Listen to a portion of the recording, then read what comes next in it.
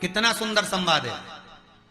पान की बेल में, पान पान जानते हो, तांबुल जो खाने वाला पान होता है, पान की बेल में चारों तरफ से बेल लगाकर नागलक्ष्मी उसमें बैठकर शिव की आराधना करती थी। इसलिए आज भी शास्त्र के हिसाब से देखा जाए तो सबसे ज्यादा सांप, सबसे ज्यादा सर्प, सबसे ज्यादा नाग नागिन, सबसे ज्यादा सर्प अगर कहीं रहते हैं तो जहां पान की खेती होती है, जहां पर तांबुल उत्पन्न होता है, जहां पान की बेल होती है, सबसे ज्यादा सांप वहीं पर पाए जाते हैं। सबसे ज्यादा सांप वहीं पाए जाते हैं।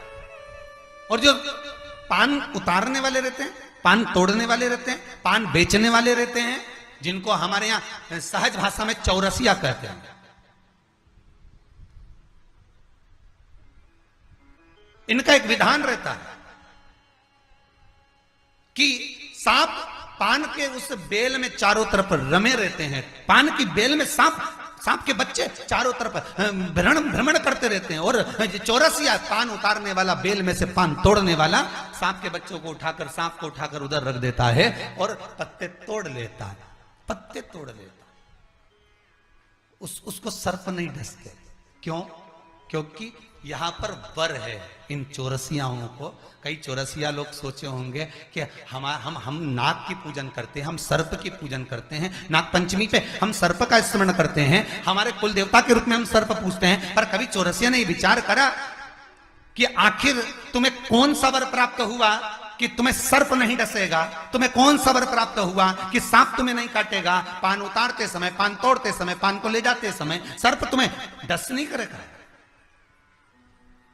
क्योंकि जिस समय पर नाग लक्ष्मी भगवान शिव की आराधना करती है पान की बेल के पास में, उस समय पर एक सहज भाव में एक ग्रामीण, एक सहजता उस नागिन को आते हुए देखता था, नागलक्ष्मी को आते हुए देखता था। जो नागिन कभी तो सुंदर स्त्री का रूप, लक्ष्मी जैसा रूप बना लेती है और कभी नाग का रूप बना लेती है। बड़ा विचित्र उसको लगता था। और वो एकांत में बैठता, इसने आकर देखा कि नागलक्ष्मी सेवा में लीन रहती, किसी जीव को वहां आने नहीं देता। शास्त्र तो यहां तक कहता है कि जब नागलक्ष्मी पूजन करती थी तो कहा, पूछा गया ये कोई जीव इसके पास में ना आए तो इसको बचाता था वो। एक दिन नागलक्ष्मी जब बड़ी हो गई, देख लिया उसने इस ग्रामीण को, इस मानव को जब देखा जो चारों तरफ से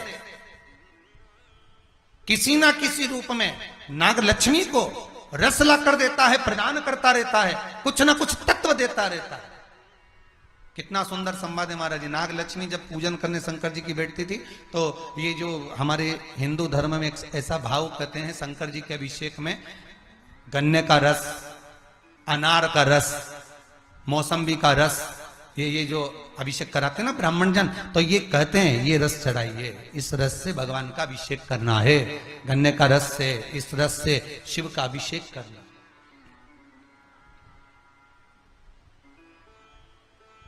वो ला कर देता, रख देता। तो रोज नागलक्ष्मी को रोज आश्चर्य होता कि आखिर ऐसा कौन है जो लाकर रोज रख देता है, कौन है ऐसा? The Angel One mobile app is the smoothest and safest. है कौन ऐसा?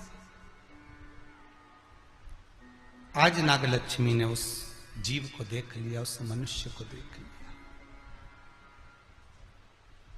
तो चारों ओर से मेरी रक्षा करता, रस को लाकर शिव के लिए देता है। मैं तुझे वर देती हूं, तेरे वंश के अंदर कभी सर्प का डस नहीं होगा। तूने मेरी सेवा करी है, शिव तुझे फल प्रदान करेंगे। वो चारों ओर से रक्षा कर कर रस ला कर देता था, इसलिए उसका नाम का संबोधन में भी चौरसिया जोड़ा गया है। चौरसिया, चारों ओर से चौकसी कर कर जो रस ला कर प्रदान कर दो, उसके नाम में भी संबोधन है। जैसे कल कथा में कहा था, राजा अच के पुत्र दशरथ तो दशरथ जी का नाम केवल ऐसी दशरथ नहीं पड़ गया, 9 रथ पहले निकल चुके थे उस खड्डे में से जिसमें एक आना पटका था। और फिर 10वें रथ में बालक रोता हुआ बाहर निकला था।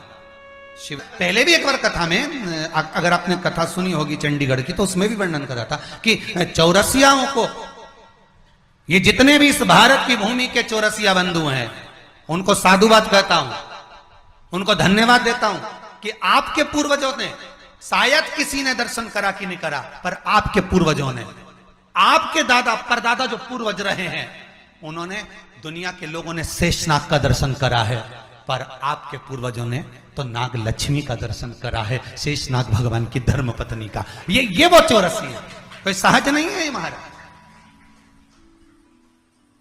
मैं साधुवाद दूंगा इनको, बहुत बहुत साधुवाद।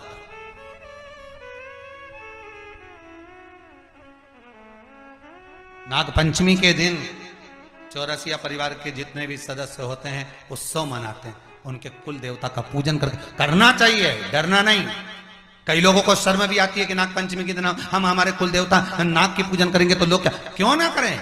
आपको तो गौरवान्वित महसूस होना चाहिए कि आपके पूर्वजों ने शेषनाग भगवान की धर्म पत्नी माता नागलक्ष्मी का दर्शन किया है। नागलक्ष्मी का वर प्रदान है तुमको। माता नागलक्ष्मी ने जो वर दिया वो कोई सहज हो सकता है, साधारण हो सकता है?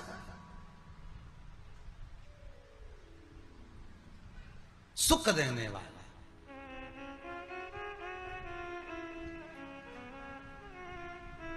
वर मिला है माता।